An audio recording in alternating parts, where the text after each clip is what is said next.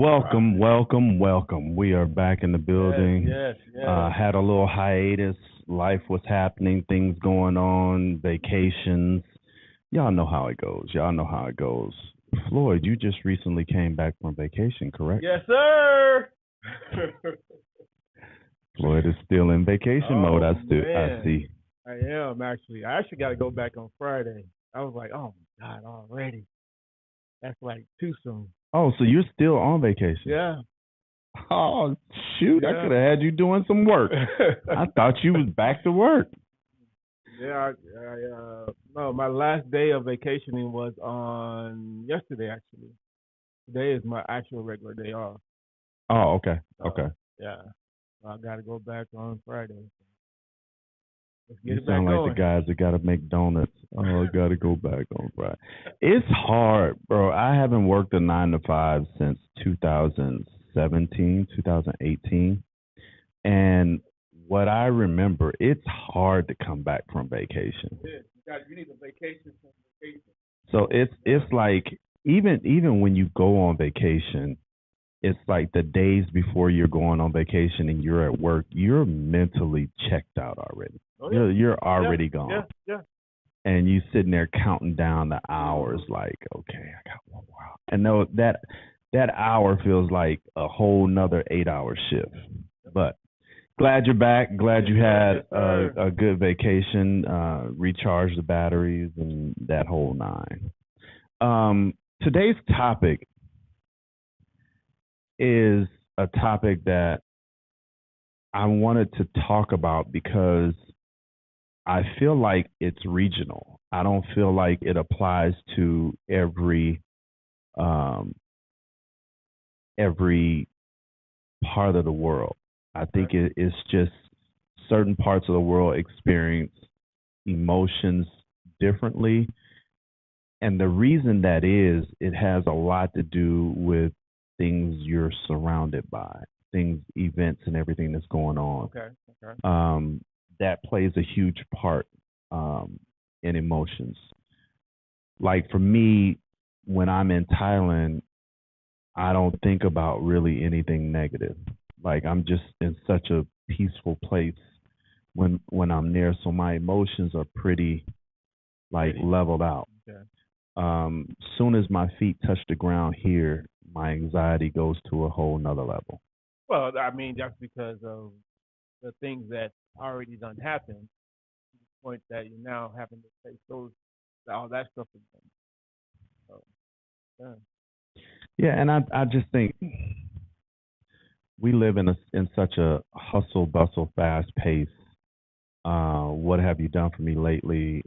Type of environment, and people always wanting things, and their expectations are super high here.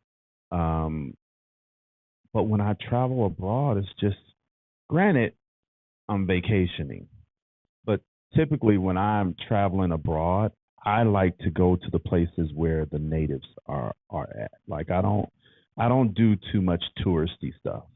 Um, when I was in a relationship, yeah, it's like let's hit all the tours. Yeah. The other person wanted to hit the tour, but I like to see how the natives live because I'm on vacation, but it's learning for me. I wanna learn. I want to see how other people live, other cultures live. So I'm not really enamored by the touristy stuff because that's supposed to be attractive. That's supposed to be fun. That's supposed to look glamorous. I want to see how the natives live. I want to, and typically that's what every opportunity I get, that's what I try to do. Um, I was reading a study when it comes to heartbreak, and that's the topic that I wanted to talk about today. Is because I think with everything that's going on in the world, the unknowing, the you know, our current administration is making people comfortable with really being themselves. So a lot of masks are coming off. People are starting to be revealed. You're starting to see the true colors in people. Right. And I think that is leading to a lot of heartbreak as well, is because people have these lofty expectations of people and they see them in a certain light, And when the mask comes off, you really get to see how they are. And you become heartbroken, you become disappointed, you become angry because you feel like you've been bamboozled and hoodwinked into believing somebody is who they're not. Um, and I've experienced people around me dealing with heartbreak, and so I wanted to talk about that today. Okay. Floyd, have you ever had heartbreak? Um, um, actually, I haven't. When it comes, well, you know what? I take that back. Yes, I've had it, but not to the point of uh like a breaking up relationship type of thing. But That's what we're talking about. I just wanted to yeah, be specific, and that's what we're talking about. We're talking about um, today's uh, subject topic is we're elaborating on the heartbreak of relationship. yeah, We all experience the heartbreak of losing loved ones and different things, and we know that we all have experienced that heartbreak. right, I'm talking specifically the heartbreak of a relationship. yeah. In a relationship, I don't. I'm that different type of dude. Well, because it's like I'm laughing because you know, I'm in the same boat. I don't like cater to that whole heartbreak type of stuff when it comes to relationships. I don't do that because it's like, I mean, everybody has their own way, but my thing is that I don't like they say, oh, you heartbroken. No, no, no, no, no, no, no, no. I don't do that. I I get go. I don't sit and mourn. Did I you don't. just say you was about to say I get gone? You were about to say I get Yeah, gone. but that's the thing though. It's like I just keep it moving. I don't like stutter. I don't mellow out and all that stuff. I keep myself going. I don't do that. They say that 82% of Americans are experiencing heartbreak. 82%. When it comes to other countries, other countries, it's significantly lower. The reason why I'm laughing is and mind you, like when we talk about heartbreak and we're laughing and we're joking, we're not trying to demean, we're not No, no, trying no. to look down upon, Right, we're not right, right, trying to right. judge, we're not trying to appear better than thou. We're just keeping it a buck. And I'm with you, Floyd. I have never ever experienced heartbreak. I have experienced disappointment, Yeah. but I have never ever experienced heartbreak. And it's not that I walk around with this protective cover on my heart and I don't let people in. I love hard. When I love hard, and I love with all of my being. The one thing that I have always known is I will never, ever, ever love anybody more than I love myself. There And it is. that is the thing that keeps me from Mm-hmm. experiencing heartbreak is Yeah. that I don't, there's a threshold that I have on my heart. And when you are exceeding that threshold, which means that I know what my love looks like to you, and I know what I'm supposed to receive. And it's not the expectation of how I love you, it's just that I know what I deserve. And when that threshold is not met, it becomes it's like your phone. When your phone is dying, it goes into battery saving mode, which means it shuts off a lot of things that you typically would have access to preserve your battery. That is how I am. It doesn't mean that it doesn't mean that I love you any less. It's just that I know you're not reciprocating for me, and so I'd be an idiot to continue to love you hard when you're barely loving me at all. I get that. And like there's a gentleman, I'm not gonna mention any names, but he a guy that I know is going through heartbreak, and he's a younger guy, and that is the other thing is like the other things that come into play when it comes to heartbreak. I think it has to do with life experiences, not so much your age, but just your life experiences. When you've gone through a lot, um, you become a little more numb to things that would bother the average person. Right. Because it's almost like you take it with a grain of salt and keep it moving. And so, um, heartbreak, like when I travel abroad and when I do experience different types of emotions, or when I'm around people and I feel energies, um, other countries don't deal with the same No. l- you know movement of emotions that we do. We're Americans are a very emotional uh beings, and I think it's because we put our heart and soul into so many different things that we don't keep enough for ourselves, and then it makes us vulnerable. um Well, you got to look at it too, because we get we were.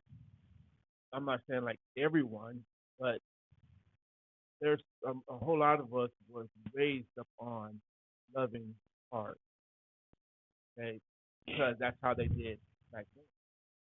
So now it goes to the point of the modern day age when it's just it's about me. You know, mhm. now it's like we don't love as hard like that. We love ourselves hard, and we don't love the other person. Because it's like now, because it's like you can't really. It gets to it, you can't really say, "Oh, I don't trust this person." It's not that you don't trust them. It's just that you know how people are and what they can potentially become. Mhm. So you don't want to get that point. You don't want to get merge the two of the disappointment and all that stuff. You don't want to merge all that. Yeah.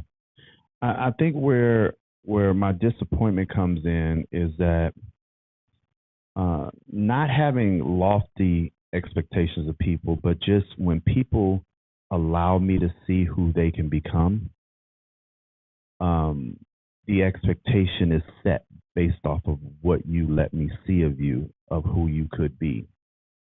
And I get disappointed when you don't meet your own expectations of who you are. That is the disappointment for me. That's not heartbreak, because for me, I will never invest that much of myself into someone because now you're over that threshold. You're digging into my stash of love for myself. And so, um, I think people don't really understand that there's levels of love. Oh yeah, yeah, There's yeah, different types of love, and yeah. one love doesn't apply to everybody. Like it doesn't.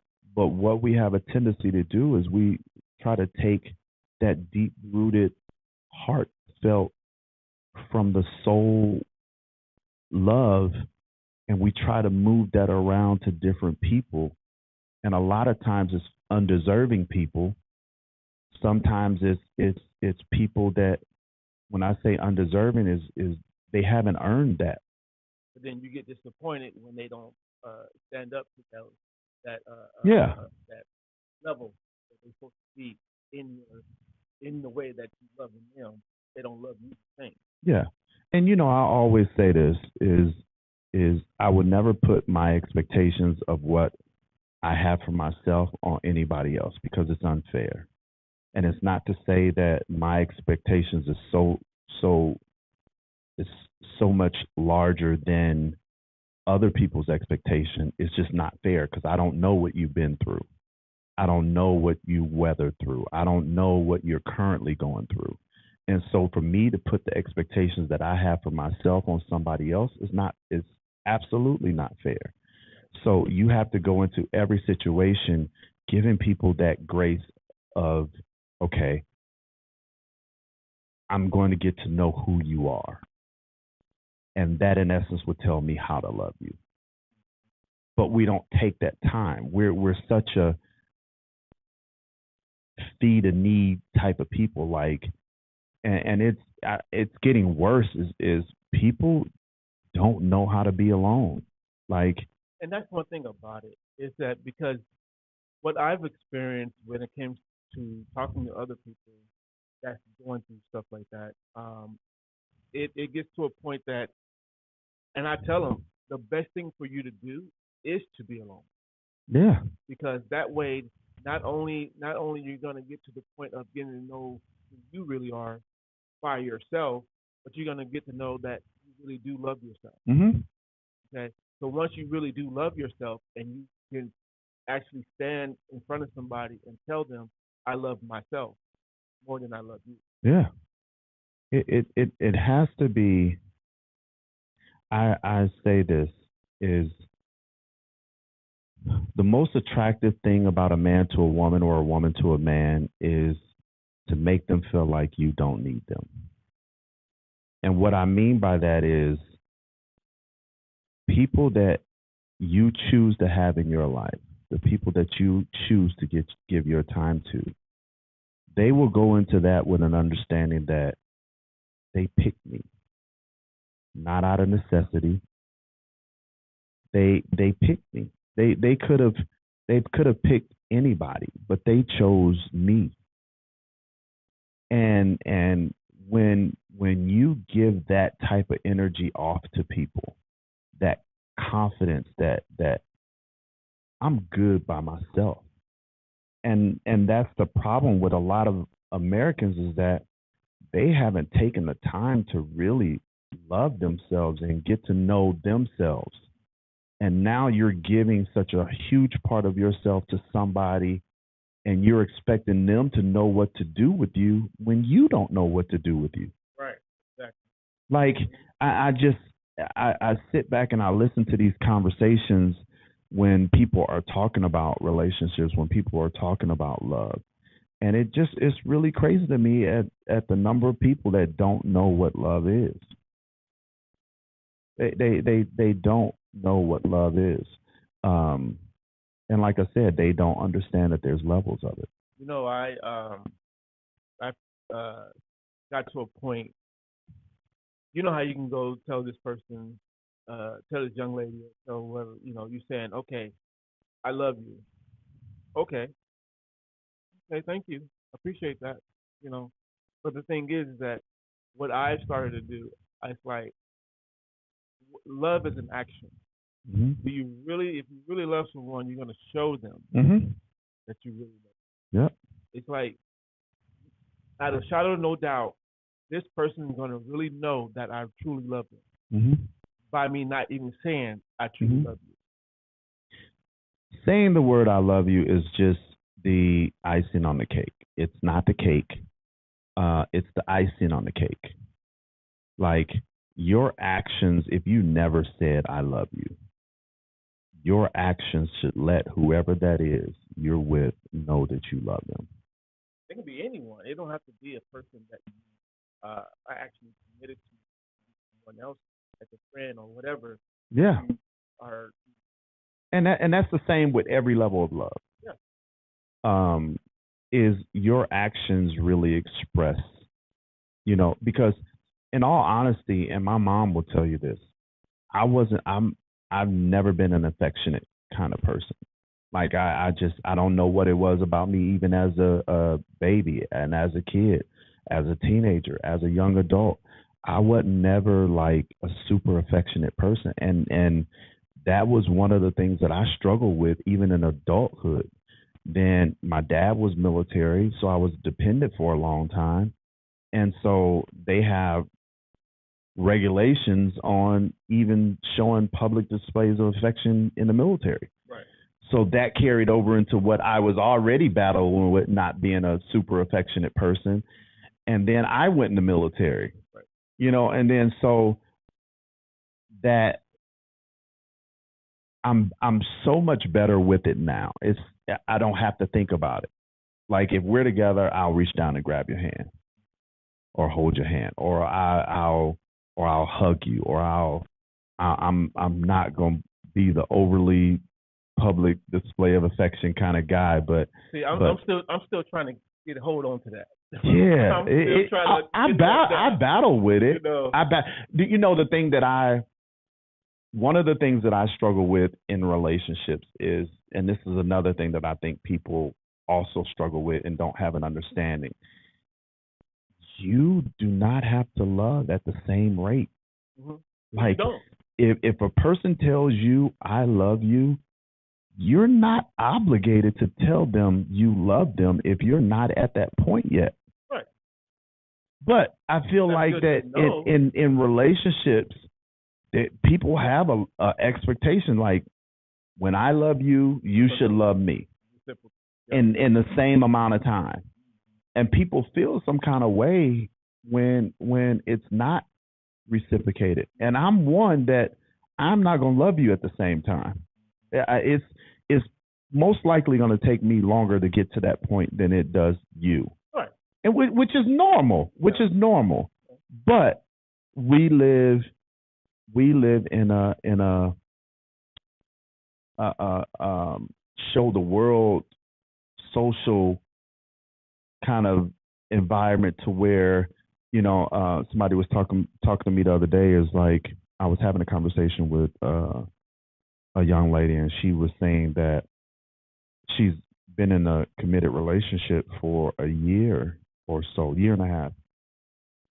And she said one of the things that bothers her is that he doesn't, whenever they do anything and go to special events, get dressed up or have, a night out, he's not one to post her.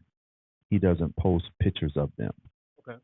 And that's a slippery slope. But we're going to talk about, we're not going to dive into the other aspects of that because that is a whole drawn out conversation. But the expectations of having somebody show you off, if that isn't, it's different if it's them. If you're watching them and they're like a look at me kind of person, and then all of a sudden when it comes to you, they pull back and subdued, you might want to ask some questions about that. But if they're not the kind of person that really kind of publicly displays their life like that, then, you can't have that expectation of them.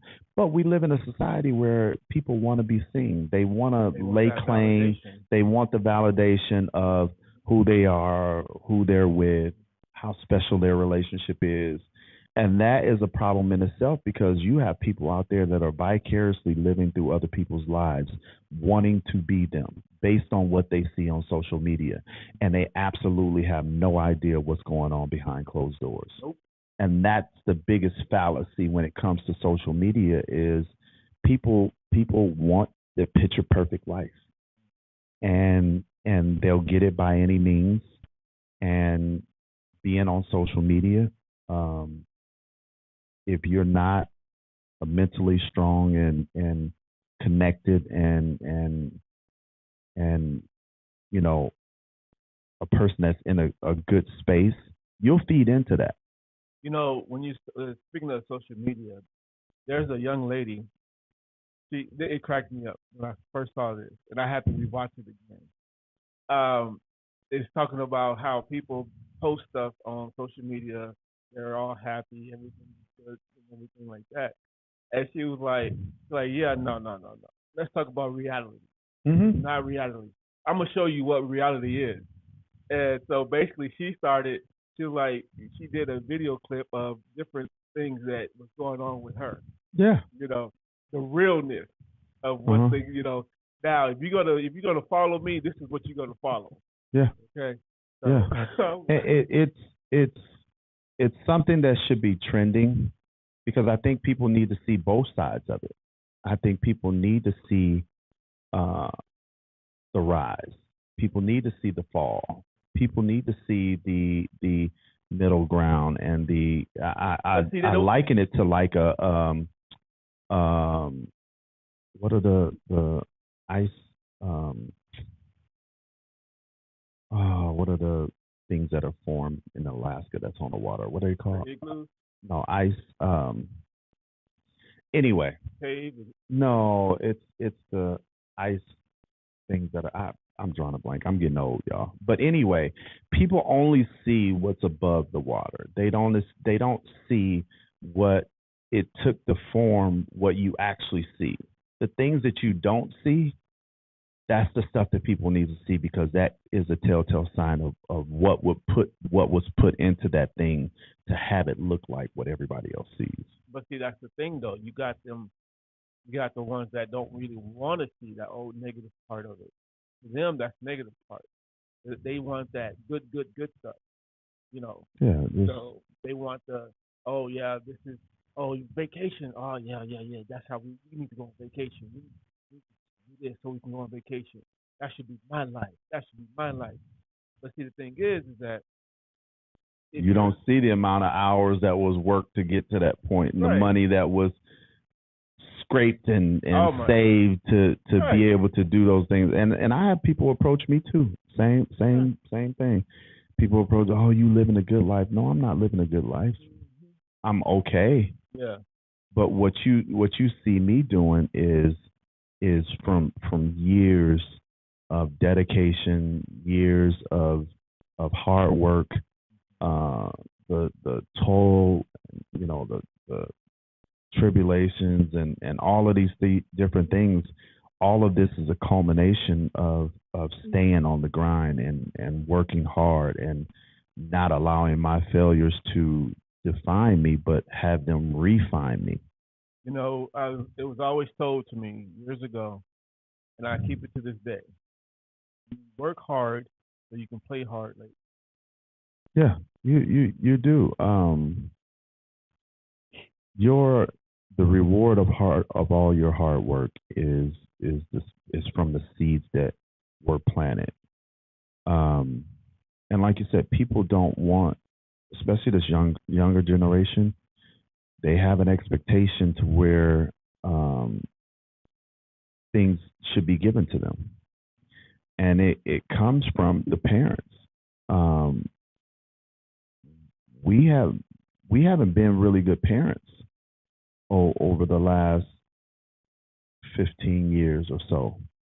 Um, Letting our kids talk to us any kind of way, trying to give our kids everything that we didn't have. They're not working for and earning things. They don't know what hard work and dedication looks like, um, especially the ones that are blessed with a little talent and never had to work at it. Mm. Um, they feel like that they're old. And I put a saying on it, and I'm probably gonna mess it up. Um,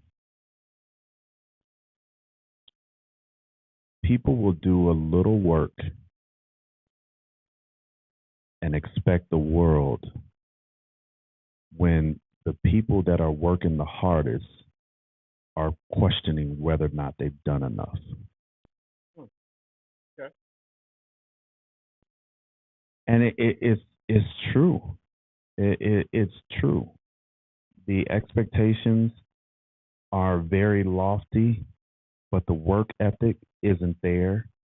And then the people that are out grinding and busting their butt, in their mind, they're wondering, okay, have I done enough?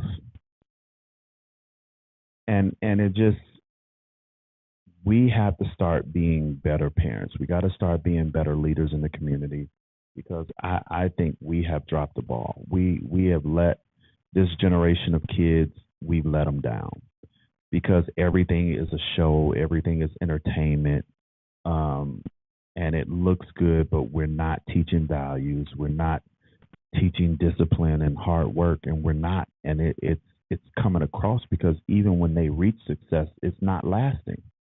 When it comes to the young folks and their understanding of heartbreak, because young people, their heartbreak go to a whole different, Yeah.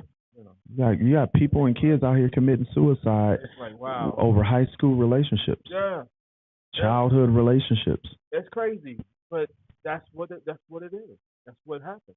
Yeah. You know, it's like there's this one I was reading and I pulled it up, and it says here, it says, uh,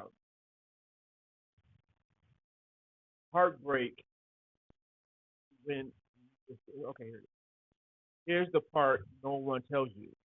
Heartbreak when you survive it shapes you. You don't stay broken, you build. And the version of you that comes after, they're wiser, softer in some ways, stronger in others. Yeah. It's. I can't elaborate on that. You can't elaborate on that because I don't know what the recovery looks like from heartbreak because I have never experienced it.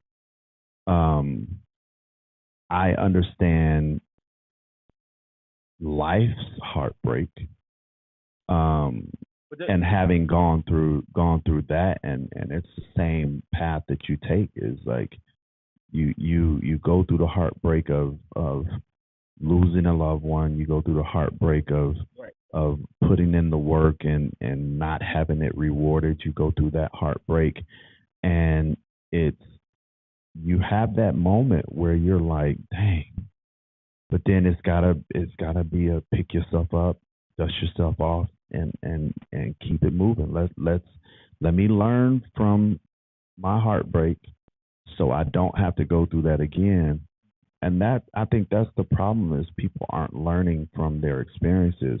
They're just taking those experiences and not learning from them. And what ends up happening is you keep repeating those same things that keep you in heartbreak mode. It's like you got to change something up. The thing about having failures, the thing about having life experiences is to learn from them. You're going to continue to make mistakes.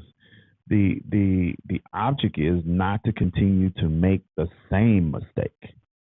I mean, that's like you're going into you have one heartbreak, and then you go into another relationship, and you have that heartbreak, and then you go in another relationship, and then you have that heartbreak. You should understand there's a pattern there, right? If you're Hmm. getting heartbreak after heartbreak, it should be. I mean, there should be something that should be like, okay, what's going on with me? Why am I getting these heartbreaks in every relationship that I got? Hmm. Heartbreak is really just the culmination of the investment that you put in people and the lack of return that you're getting from that. And just like a regular investment, when it comes to money, when you invest in something, you know that there's risks that are involved. Oh yeah, yeah. You know that there's a chance that I could walk away with nothing. You know there's a chance that I could double or triple my money. Right. There is a chance that I could break even. But you know that going into an investment, and if you don't have a clear understanding of what an investment is, don't invest. It is a gamble. And it's the same thing with relationships. It is a gamble. And so what you have to do when it comes to your heart is you have to protect your investment. And what ends up happening is people want to show love in ways that does not equate to what love looks like. I'm going out buying spending money on you and buying you all of these things and paying for this and doing for this. But the expectation I have is that if I do this for you, that means that you'll love me more. Hmm. And so what ends up happening is now it's not an emotional thing, it's transactional. And so you're making deposits looking for a return when that's not how love is. Like you're making deposits, but the deposit is I'm going to give a piece of myself to this person until they show me that they don't deserve these deposits. But I'm not doing them to get a return. The hope is I will show you love, and at some point you'll see how much I love you and you'll reciprocate. I don't need you to reciprocate and make it look like what I'm giving you. I just need to see you reciprocating and to the point to where I need to see it growing. If you're showing me the same love that you showed me 6 months into a relationship and we're at year 5, and you're still showing me the same level of love, that's a problem. Hmm. That's a problem. Love should be growing. Yeah. And what ends up happening is we give it all at the beginning and it becomes stagnant. Because you get to a point that you don't really know what to do at that point in time. Well, relationships in America are comfortable. People get in relationships because they will do they get all the bells and whistles and everything, and rah rah and dress nice when you go out, and even if you move in with someone or spend time, at their house, they're still, keeping themselves up. When y'all go out in public, they make sure that they look decent, and it's new and it's fun, and it's funny because we went and saw it clicked to me is Bill Bellamy's skit where he talks about in the beginning, and he's talking about relationships. It's like, yeah, you used to, even when it comes to sex, like you never used to have to ask for sex in the beginning. Right. You didn't have to ask somebody to dress up and let's look nice in the beginning. Yeah. You didn't have to ask somebody to be super affectionate to you and do things for you in the beginning. But then what happens is we don't get creative in our relationships to keep stuff new and different. We become complacent. And it's almost like I did this to get you. Now I got you. I don't need to do it anymore. But what happens is you got people out here that's looking at social media that are in these chats and talking to people how exciting their relationships are, and then they got to go back home to, grandmama or grandpa that just don't want to ever go nowhere, don't want to ever do anything now. They used to be fun and exciting and adventurous and spontaneous, and now all of a sudden you're in a relationship with them and it's like this again. We're doing the same thing every weekend. We're hanging out with the same people. We don't travel like we used to. And people aren't understanding why relationships aren't working is just because we live in a time where, well, not really a time, it should always be to where you want to keep things exciting and different. And everything doesn't have to have money involved. No, I've had some of the best times of my life is when I was broke. I mean, honestly, because when you're broke, you get creative and you do things from the heart, and it doesn't take much to satisfy you because you know where you're at.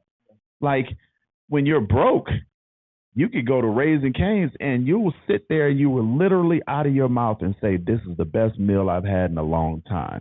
It is not the best meal you've had in a long time. You're just broke. So you're more appreciative and you value things more.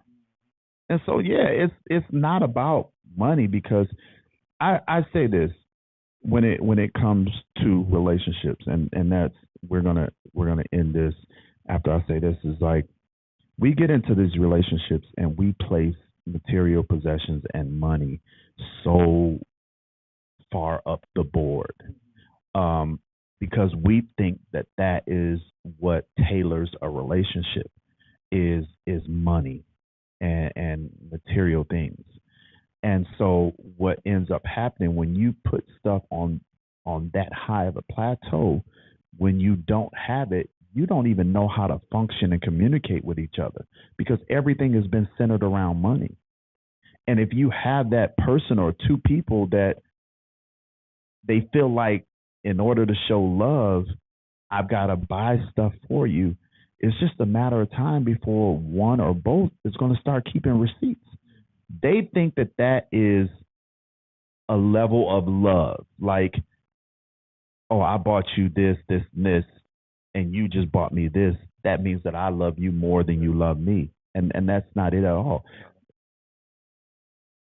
That is the easiest thing that you could possibly do. If your idea of love and having a lasting relationship is dependent on how much you buy and how much you spend, you absolutely have no idea what it is to love or be in a relationship at all.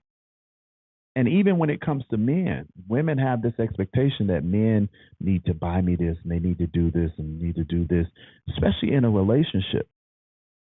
We think that it's percentages, financial percentages. But what you have to understand when people talk about 50-50, they're not talking about bank accounts. They're talking about bringing things that you can't see to the table. The support, the encouragement, the motivation, the inspiration, the having someone's back, the being the ride or die. That's right. That is 20 times more valuable than any amount of money that you can spend in a relationship. And if your idea of a relationship is based on what somebody is spending, you will always undervalue the person in your life. And for a man, like for a man that brings that kind of stuff, and we're not talking money, but all the intangible stuff that I mentioned, that is a provider. People think they associate provider with money. That's not what a provider is. That's such a small portion of what a provider is. But if you have somebody that brings those intangibles to the table, they may be lacking in the financial department. Right. They're still and that's the best kind of provider. Because I could tell you this, there's a lot of guys out there with a pocket boatload full of money that can buy you anything you want and will never bring any of the intangibles to the table. Why? Because they feel like as long as they provide that money. And nine times and most of the time women set that expectation of them. Like you go on social media. Like women are on social media saying that I need a man to do this and buy me this and there was a young guy that does street interviews, and he said, "Hey, could you date a broke guy?" Okay. And he did it in black and white. Like he went to white women. He was like, yeah, I would date a broke guy as long as he bought the things that I mentioned, the intangibles to the table. We can build together. Right. And then and it's not a black or white thing. I'm talking about how he approached it. And then he went to some black women and he was like, "Hey, can you date a broke guy? How is he gonna provide for me and he broke and this and that and this and that?" And that's, like I said, it's not just a black or white thing, but that's the mentality of a lot of women. It's like a man has to do something for me or he's not eligible to be with me. He on the bus. He ain't driving no car. Well, and those are typically the women that find themselves in 29 different relationships their life and can't find a steady relationship is because they're not looking for anything real. They're looking for the flash. Man, look, this was something that I wanted to talk about. And like I said, we are not throwing shade on people that experience heartbreak. This is simply our opinions, and it's not the expressed views of everybody. We want to give that disclaimer. We're not asking people to agree with us by no means. We're just giving different views and different perspectives on and shedding light on things and being a voice for people that just because they think differently may think that they don't have a voice. And I just want to encourage anyone, you don't need to think like everybody else. That's what makes this world so amazing and so great, is that you can have your own idea of how things should be. And I'm not saying that it's right, but you give people different perspectives, people start, if nothing else, start understanding why people think differently than them. Because you have some people out there that think that everything that they say is gold, either because they have the education or because they have the money. But when you hear perspectives from other people, it jogs your brain and your emotions to think like, okay, okay, I could see how they could think like that.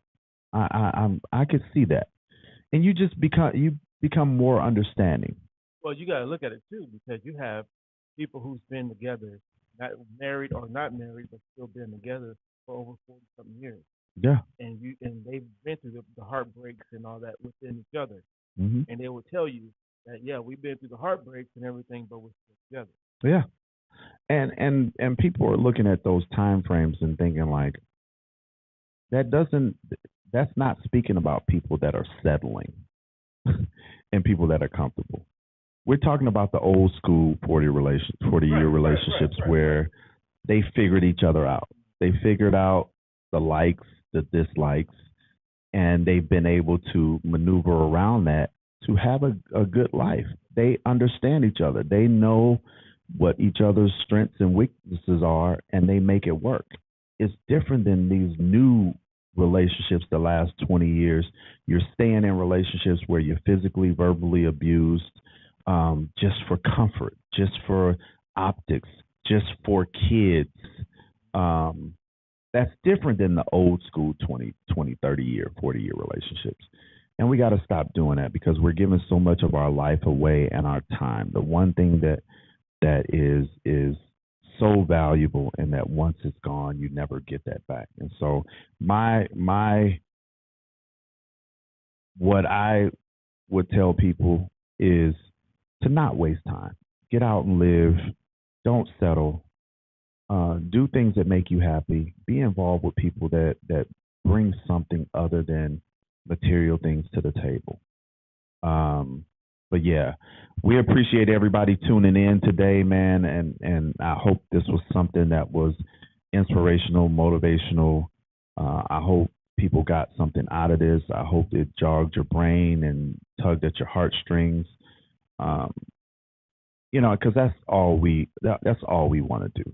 That's all we want to do is really stir up something in you to challenge you to think and to look at things from multiple perspectives.